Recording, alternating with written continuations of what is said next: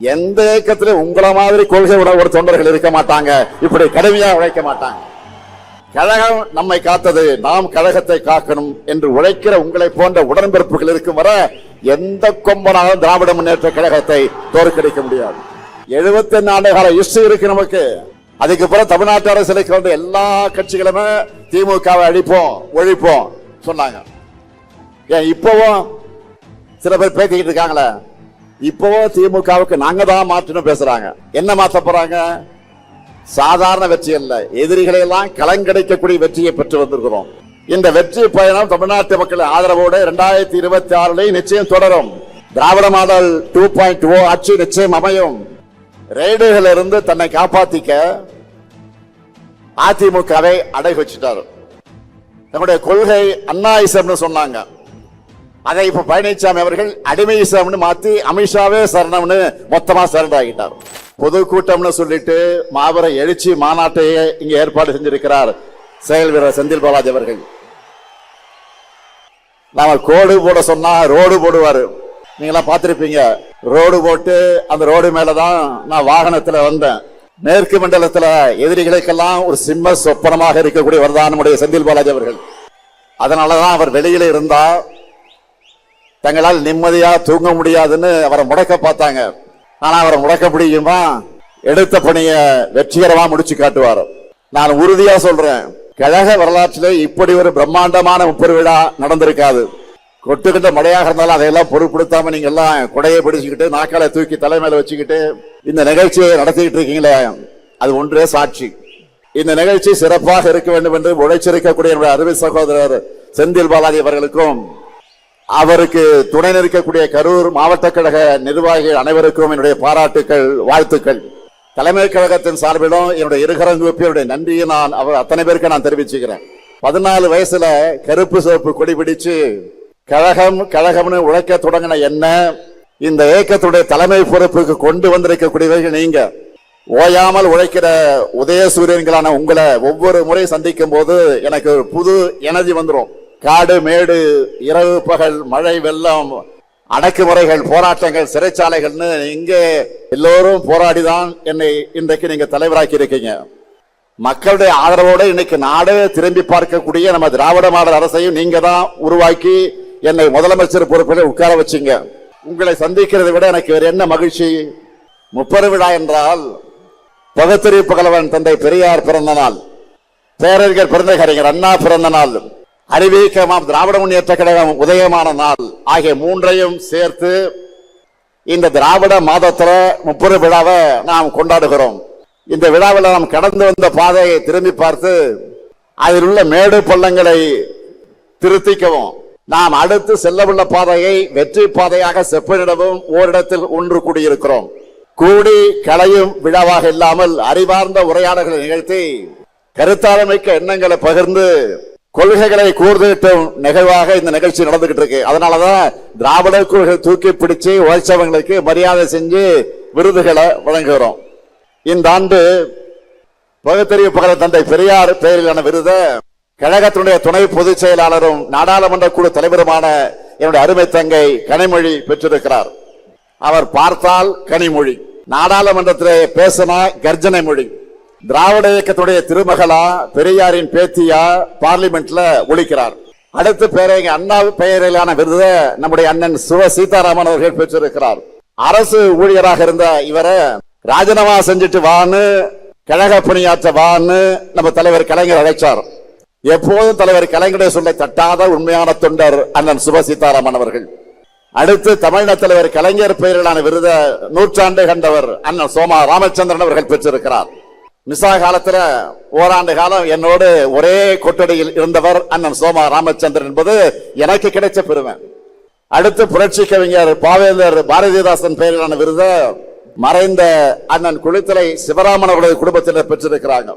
கலைஞர் அவர்கள் முதலா போட்டியிட்ட குளித்தலை தொகுதிக்காரர். அவருக்கு சிறப்பு செய்ய அறிவிச்ச இந்த விருதை அவர் பெற முடியாமல் போயிருந்தாலும் நம்முடைய இதயங்களில் அவர் குடியிருக்கிறார், நிறைஞ்சிருக்கிறார். அடுத்து இனமான பேராசிரியர் பெயரிலான விருதை அண்ணன் மருதூர் ராமலிங்கம் அவர்களுக்கு வழங்கியிருக்கிறோம். தலைவர் கலைஞரிட்ட கட்டளைகளை தவறாமல் நிறைவேற்றின செயல் வீரர் அவர். ஒடுக்கப்பட்ட மக்களுக்காக ஓயாமல் பாடுபட்டவர். இன்றைக்கும் உழைத்துக் கொண்டிருக்கக்கூடியவர். அடுத்து என்னுடைய பேரிலான விருது அண்ணன் பொங்கலூர் பழனிசாமி அவர்கள் பெற்றிருக்கிறார். மொழி போராட்டம் உருவாக்கின தலகத்தர்கள் அவரும் ஒருவர். கொங்கு வேளாளர் சமுதாயத்தை பிற்படுத்த பட்டியலை சேர்க்க அவருடைய லெட்டர் பேர்ல தான் கோரிக்கை ஏற்கப்பட்டதுன்னு தலைவர் கலைஞர் தன் கைப்பட எழுதினார். அடுத்து முரசொலி அறக்கட்டளையின் சார்பில்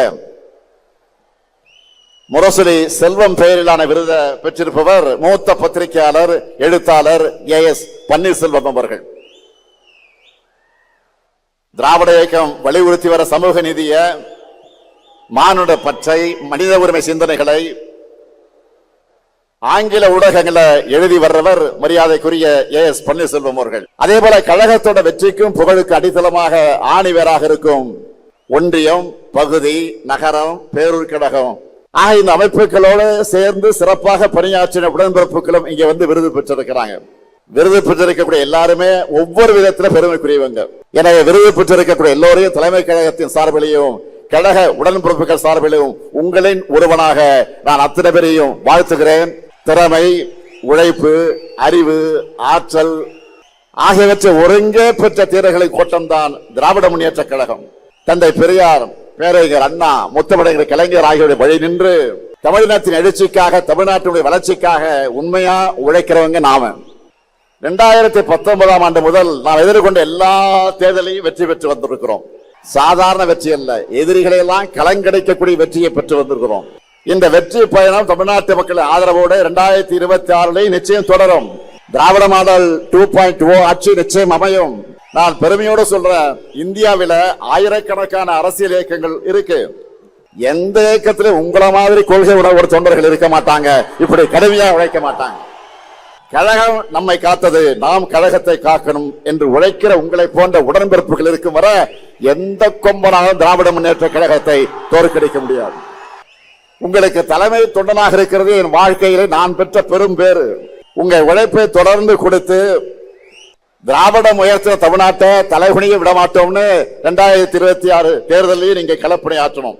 அதனால தொடர்ந்து திமுக ஆட்சி அமைஞ்சதுன்னு நம்ம புது வரலாறு படைக்கணும். வரலாறு படைக்கலாமா? வரலாறு படைக்கலாமா? தயாராகிட்டீங்களா? தயாராகிட்டீங்களா? அதுக்காகத்தான் ஓரணியில் தமிழ்நாடுன்னு ஒரு பரப்புரையை முன்னெடுத்து தமிழ்நாடு முழுக்க எல்லா கிராமங்களுக்கும் சென்று, எல்லா வீடுகளுக்கும் சென்று 1 கோடிக்கும் அதிகமான குடும்பங்களை நம்ம இயக்கத்துல ஒன்றிணைச்சிருக்கிறோம். 1 கோடி குடும்பங்கள் நம்ம நம்பி இணைந்திருக்காங்க என்றால் அந்த நம்பிக்கைக்கு என்ன காரணம்? தமிழ்நாட்டை காக்கும் காவல் அரண் திராவிட முன்னேற்ற கழகம் மட்டும்தான். அதுக்கு துணையாக இருப்போம்னு அவங்களுக்கும் இன்றைக்கு ஒருங்கிணைந்திருக்கிறாங்க. தமிழ்நாட்டுடைய வளர்ச்சிக்கு இடையூறு செய்கிறது எந்த கொள்கைன்னு மக்களுக்கு நல்லா தெரியும். அது காவி கொள்கை. 2000 ஆண்டுகளா அந்த கொள்கைக்கு எதிராக திராவிடம் இந்த இயக்கம் போராடிக்கிட்டு இருக்கு. இன்னைக்கு அந்த கொள்கையோட அரசியல் முகம் யாரு? பாஜக. ஒன்றியத்தினாலும் பாஜக அரசோடு நம்ம தொடர்ந்து போராடிக்கிட்டு இருக்கிறோம். 2 நாட்களுக்கு முன்பு கூட எதிர்கட்சி தலைவர் பழனிசாமி அவர்கள் என்ன பேசி இருக்கிறாரு? கடந்த அதிமுக ஆட்சியை காப்பாத்தினத பாஜக தான் உண்மையை பேசி இருக்கிறார். அந்த கைப்பாவை அரசை தமிழ்நாட்டு மக்கள் தூக்கி எறிய திமுக தான் காரணம்னு நம்ம மேல பாஜக வன்மத்தை கொட்டிட்டு இருக்கிறாங்க. அதனாலதான் தொடர்ந்து நமக்கு இவ்வளவோ குடைச்சலை கொடுத்துக்கிட்டு இருக்கிறாங்க. அதை பார்த்து முடங்கிடுவோம்னு நினைச்சாங்க. திமுக என்ன மிரட்டலுக்கு பயப்படுகிற கட்சியா? இந்தியாவிலேயே முதல் முறையாக ஒரு மாநில கட்சி ஆட்சியை பிடிச்ச வரலாறு உருவாக்கணுங்க. நாம 71 ஆண்டு கால ஹிஸ்டரி இருக்கு நமக்கு. அதுக்கு பிறகு தமிழ்நாட்டு அரசியலுக்கு வந்து எல்லா கட்சிகளுமே திமுகவை அழிப்போம், ஒழிப்போம் சொன்னாங்க. ஏன் இப்பவும் சில பேர் பேசிக்கிட்டு இருக்காங்களே, இப்பவும் திமுகவுக்கு நாங்க தான் மாற்றணும் பேசுறாங்க. என்ன மாத்த போறாங்க? என்ன மாத்த போறாங்க? மனசுல இருந்து என்றைக்கும் மறையல. இதுதான் தமிழ்நாடு பாலிடிக்ஸ். நம்முடைய கொள்கை தான் நம்முடைய பலம். நாம செய்ய வேண்டியது இன்னும் நிறைய இருக்கு. ஆட்சி பொறுப்புக்கு வந்தப்போ எவ்வளவோ நெருக்கடியில ஆட்சி பொறுப்பை ஏற்றோம். ஒரு பக்கம் நிதி பற்றாக்குறை, இன்னொரு பக்கம் கொரோனா பெருந்தொற்று. இதெல்லாம் தாண்டி 4.5 ஆண்டுகள்ல இந்தியாவில் எந்த மாநில அரசு செய்யாத அளவுக்கு ஏராளமான திட்டங்களை செயல்படுத்தி தமிழ்நாட்டை நோக்கி முதலீடுகளை ஈர்த்து வேலை வாய்ப்புகளை உருவாக்கி இந்தியாவிலேயே டபுள் டிஜிட் பொருளாதார வளர்ச்சி எட்டி இருக்கக்கூடிய ஒரே மாநிலம் எதுன்னு கேட்டா தமிழ்நாடு நெஞ்சு நிமித்தி சொல்ற அளவுக்கு முதன்மை மாநிலமாக முன்னேற்றி இருக்கிறோம். இதனாலதான் நம்ம திராவிட மாடல் அரசை பார்த்தா சிலருக்கு வயிறு எரியுது. வாய்க்கு வந்த அவதூறுகளை எல்லாம் அள்ளி வீசுறாங்க. அவங்களுடைய கண்ணீர் ஆட்டுக்காக ஓனாய் வடிக்கிற கண்ணீர். எதிர்க்கட்சி தலைவர் பழனிசாமி அவர்கள் தங்கிட்ட ஆட்சி அதிகாரம் இருந்தப்போ எதையும் செய்யாம தமிழ்நாட்டு உரிமைகளுக்காக குரல் கொடுக்கிற தெம்போ திராணியும் இல்லாம அடிமை சாசனம் எழுதி கொடுத்தார். பாஜக தன்னோடு இருக்குன்னு இப்பவும் வாய் துடுக்கோடு பேசிட்டு இருக்கிறாரு. எதிர்க்கட்சி தலைவர் மாண்பே இல்லாம தரந்தாந்து என்னை உரிமையில பேசிட்டு இருக்கிறார். கொள்கை இல்லாம தொடைநடுங்கும் பழனிசாமி அவர்களுடைய தரத்தை மக்களோட அந்த மக்கள் தெளிவாக எடை போட்டு பார்ப்பாங்கன்னு நானும் விட்டுட்டேன். ரெய்டுகள் இருந்து தன்னை காப்பாத்திக்க அதிமுகவை அடை வச்சுட்டாரு. திராவிடம்னா என்னன்னு கேட்டப்போ அதெல்லாம் எனக்கு தெரியாதுன்னு சொன்ன அவர் அண்ணா திராவிட முன்னேற்ற கழகத்தோட தலைமை பொறுப்பில் இருக்கிறார். இன்றைக்கு அவர் திராவிடம்னா என்ன தெரியாம அதிமுகவுடைய தலைமை பொறுப்பில் இருக்கிறார். அதான் வெட்கக்கேடு. அதிமுக தொடங்கினப்போ நம்முடைய கொள்கை அண்ணாயிசம்னு சொன்னாங்க. அதை இப்ப பழனிசாமி அவர்கள் அடிமையிசம்னு மாத்தி அமித்ஷாவே சரணம்னு மொத்தமா சரண்டர் ஆகிட்டார். முழுசா நடந்த பிறகு முக்காடு எதுக்குன்னு கேட்பாங்க. அந்த மாதிரி நேற்று டெல்லியில கார் பாரி மாதிரி போன பழனிசாமியை பார்த்து இப்ப எல்லாரும் என்ன சொல்றாங்க தெரியுமா? காலையே விழுந்த பிறகு முகத்தை மூட கர்ச்சீஃப் எதுக்குன்னு தான் எல்லோரும் கேட்கிறாங்க. இதுல அவருடைய திறந்தாழ்ந்த பேச்சுக்கெல்லாம் நான் பதில் சொல்லணுமா? தேவையில்லைதான். ஆனா மக்களாட்சியில மக்களுக்கு மதிப்பளிச்சு பதிலளிக்க வேண்டிய பொறுப்பு கடமையும் நமக்கு இருக்கு. அதை வெறும் சொல்லால அல்ல, செயல்களாலும் திட்டங்களாலும் பதில் சொல்லிட்டு இருக்கிறோம். கலைஞர் மகளிர் உரிமை திட்டம், விடியல் பயண திட்டம், காலை உணவு திட்டம், புதுமை பெண் திட்டம், தமிழ் புதல்வன் திட்டம், நான் முதல்வன் திட்டம், மக்களை தேடி மருத்துவம், இன்னுயிர் காப்போம், நம்மை காக்க 48, ஊட்டச்சத்தை உறுதி செய், தோழி விடுது, கலைஞர் கனவு இல்லம், உங்களுடன் ஸ்டாலின், நலங்காக்கும் ஸ்டாலின், தாயுமானவர் திட்டம், அன்பு கரங்கள்னு லிஸ்ட் பெருசா இருக்கு. என்னுடைய பலன்களை பத்தி நான் சொல்றதை விட இந்த பயன்களை பத்தி நான் சொல்றதை விட கோடிக்கணக்கான மக்களை தினமும் சொல்லிக்கிட்டு இருக்கிறாங்க. அது மட்டுமல்ல, ஒன்றிய பாஜக அரசோட மக்கள் விரோத செயல்பாடு அனைத்தையும் துணிச்சலா நேருக்கு நேர் ஏத்துக்கிட்டு இருக்கிறோம். தொகுதி மறைவரன்னு சொன்ன உடனே அதை எதிர்த்து நிற்கிறோம். கவர்னரை வச்சு நம்மை முடக்க நினைச்சா சட்ட ரீதியா அதை எதிர்த்து நிற்கிறோம். முக்கியமா மாநிலங்கள் தான் வலிமையான நாட்டுக்கு அடித்தல் என்பதை அழுத்த நிறுத்தமா சொல்ல மத்திய அரசு இல்ல ஒன்றிய அரசுன்னு அழுத்தி சொல்றோம். இப்படி போராடி போராடி தமிழர்களை தமிழ்நாட்டை தலை நிமிர்த்துகிறோம். இப்படி தலை நிமிர்ந்த தமிழ்நாட்டை ஒரு நாளும் தலைகுனிய விட மாட்டோம். அதனால்தான் சொல்ற, பேரறிஞர் அண்ணாவுடைய கொள்கை பட்டாளமே, தலைவரை கலைஞருடைய உயிரினும் உயிரான உடன்பிறப்புகளே, தனி நபர்கள் தோன்றுவார்கள் மறைவார்கள், கட்சிகள் வரும் போகும், ஆனா தமிழ்நாட்டினுடைய தனிப்பெருமை நிரந்தரமானது, தமிழ் மொழியுடைய சீரழிமை நிரந்தரமானது, நம்முடைய மக்களுடைய உரிமை காக்கப்படணும். இந்த தமிழ் மண் தான் நமக்கு எல்லாத்தையும் கொடுத்துச்சு. இந்த மண்ணை காக்கிற பொறுப்பு கடமையும் நமக்குத்தான் இருக்கு. டெல்லி நம்ம மேல எப்படியெல்லாம் ஆதிக்கம் செலுத்துறாங்க, ஒன்றா ரெண்டா? இந்தி மொழியை திணிக்கிறாங்க. நம் மாணவர்களை பலி வாங்கக்கூடிய நீட் தேர்விலிருந்து விலக்கு தர மறுக்கிறாங்க. நம்ம பசங்க படிக்கிறதுக்கான கல்வி நிதியை கூட விடுவிக்க மறுக்கிறாங்க. கீழடையின் தொன்மையை மறைக்கிறாங்க. வாக்காளர் பட்டியல் திருத்தம் என்ற பெயர்ல நம்மோட வாக்குரிமையை பறிக்கிறாங்க. ஆனால் அன்னாலும் சரி இன்னாலும் சரி என்னாலுமே அடக்கு முறைக்கு இங்கே நோ என்ட்ரி தான். ஆதிக்கத்துக்கு இங்க நோ என்ட்ரி தான், திணிப்புக்கு இங்க நோ என்ட்ரி தான், மொத்தத்தில் இங்க பாஜகவுக்கு நோ என்ட்ரி தான். இது பெரியார், அண்ணா, கலைஞர் செதுக்கின தமிழ்நாடு.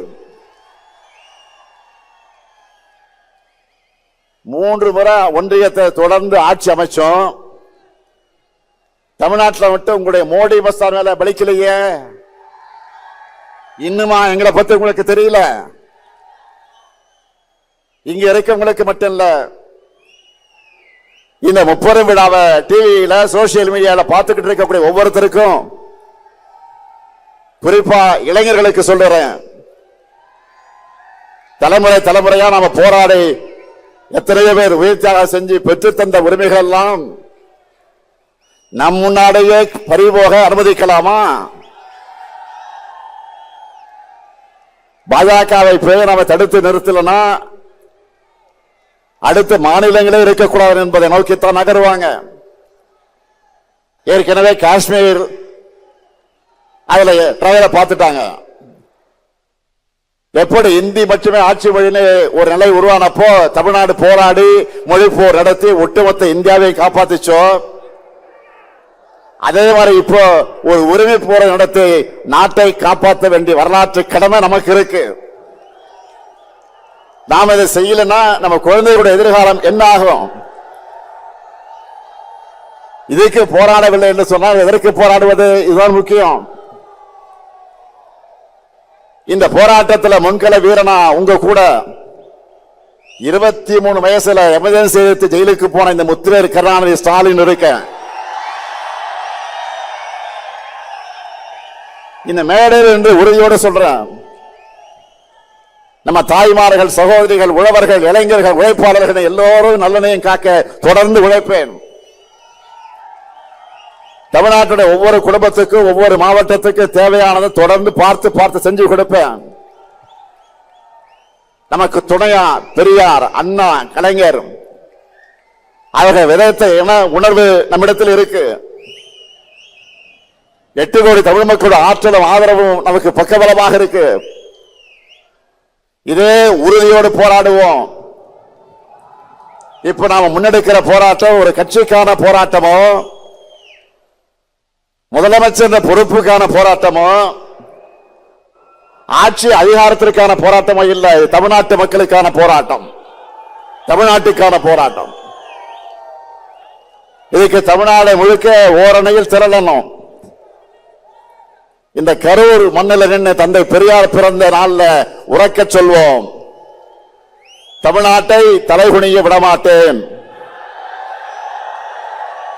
டெல்லிக்கு கேட்கிற மாதிரி எல்லாரும் சேர்ந்து சொல்லணும், தமிழ்நாட்டை தலைகுனிய விடமாட்டேன், தமிழ்நாட்டை தலைகுனிய விடமாட்டேன், தமிழ்நாட்டை தலைகுனிய விடமாட்டேன். தமிழ்நாடு போராடும், தமிழ்நாடு வெல்லும், தமிழ்நாடு போராடும், தமிழ்நாடு வெல்லும். விடைபெறுவதற்கு முன்னாடி உங்கள் அத்தனை பேருக்கு ஒரு அன்பான வேண்டுகோள். பல்வேறு பகுதிகளிலிருந்து வந்திருக்கீங்க. உடன்பிறப்புக்கு எல்லோரும் ஊருக்கு திரும்புகிற நேரத்தில் பத்திரமாக நீங்கள் வீட்டுக்கு திரும்பணும். அதிக பயணங்கள் வேண்டாம், பத்திரமாக வீட்டுக்கு போங்க. நன்றி, நன்றி, வணக்கம்.